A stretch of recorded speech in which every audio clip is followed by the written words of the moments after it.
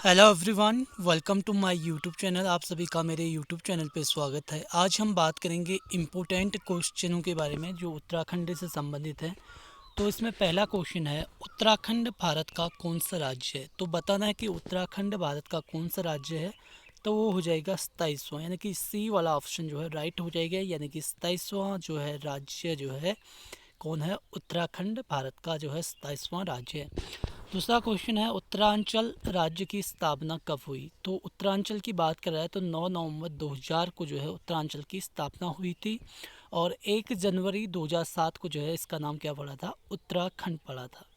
इसके बाद उत्तराखंड का कुल क्षेत्रफल कितना है पूछ रहा है। तो उत्तराखंड का कुल क्षेत्रफल कितना है, 53,483 वर्ग किलोमीटर जो है उत्तराखंड का जो है क्षेत्रफल है। ए वाला ऑप्शन राइट हो जाएगा।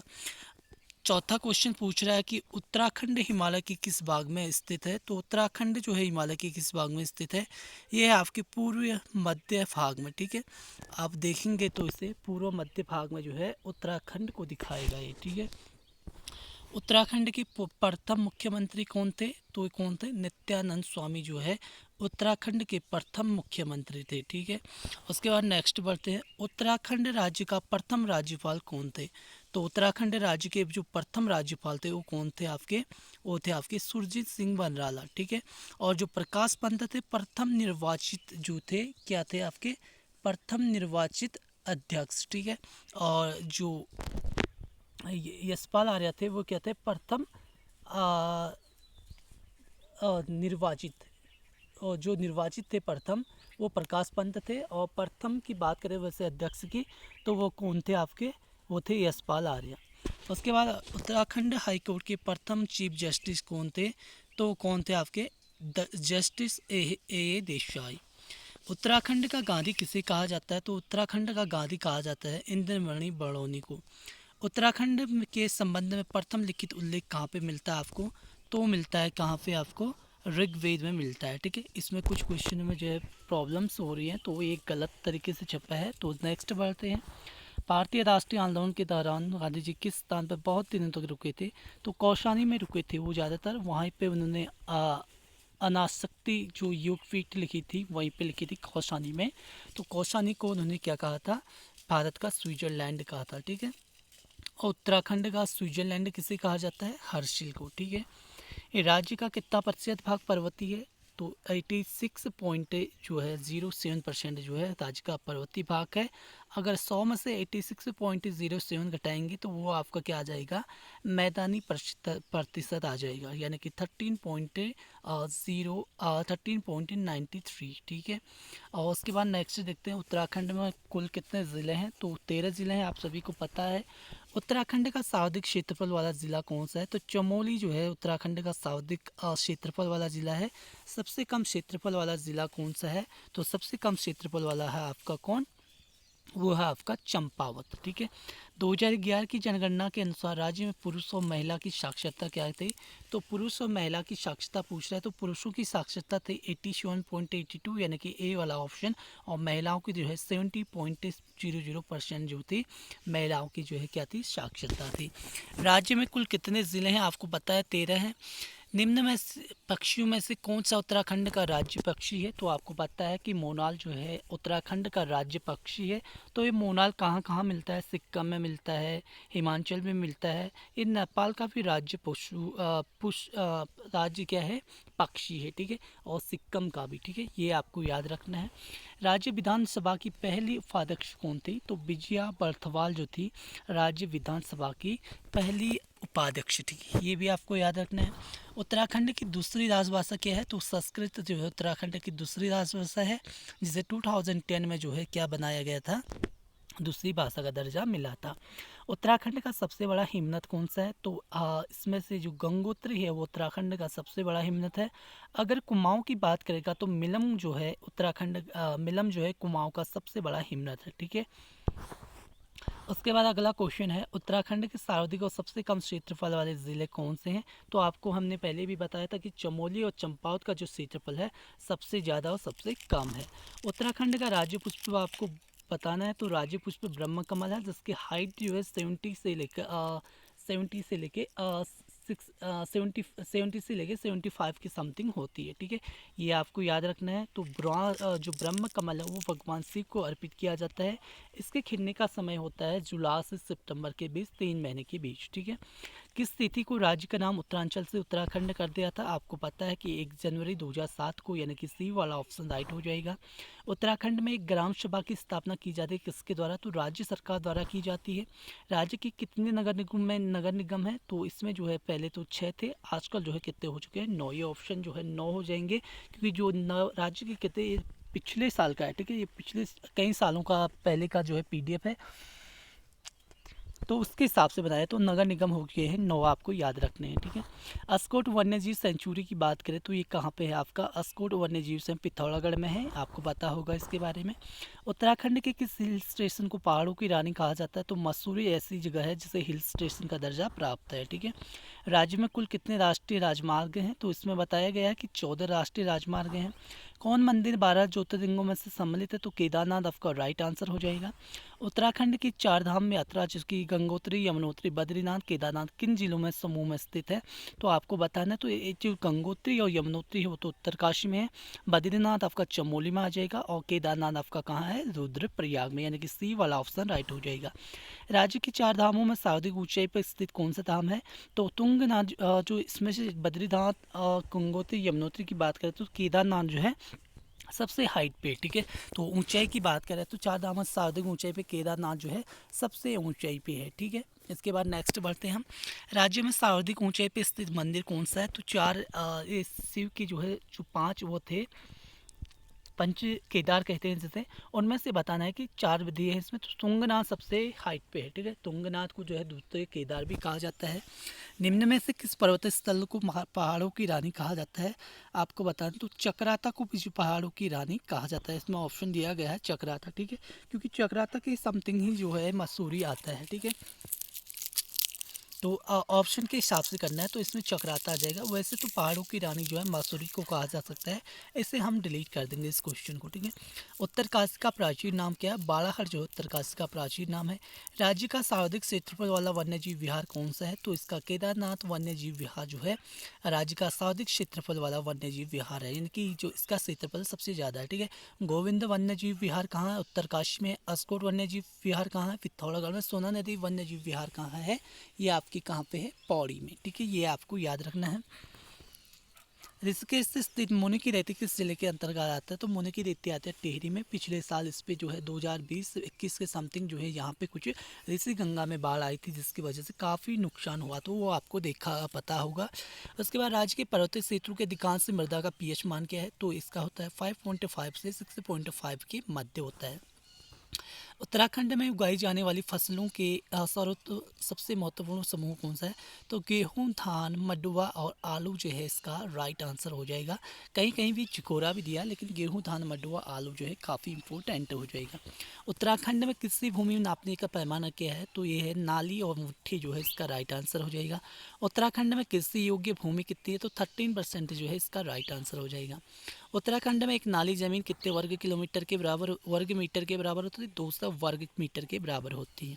कौन सा 2 वर्षीय फसल चक्र उत्तराखंड के वर्षा आश्रित क्षेत्रों में लोकप्रिय है? तो इसका धान, गेहूं, मडुआ, परती जो है इसका राइट आंसर हो जाएगा। उत्तराखंड में फकार का उपयोग होता है, किसके लिए होता है? तो एक खाद्यान्न संग्रह हेतु होता है। राज्य में उत्पादक मडुआ जो है अनाज का निर्यात कहाँ किया जाए? निर्यात मतलब होता है कि कहाँ भेजा जाता है, तो वो भेजा जाता है कहाँ? जापान। राज्य में चाय की खेती को 1824 को सर्वप्रथम शुरू किया गया था, तो किसके द्वारा किया था? बिशप हेबर द्वारा, ठीक है। बिशप हेबर द्वारा जो चाय की खेती को 1824 में सर्वप्रथम शुरू किया गया था, ठीक है।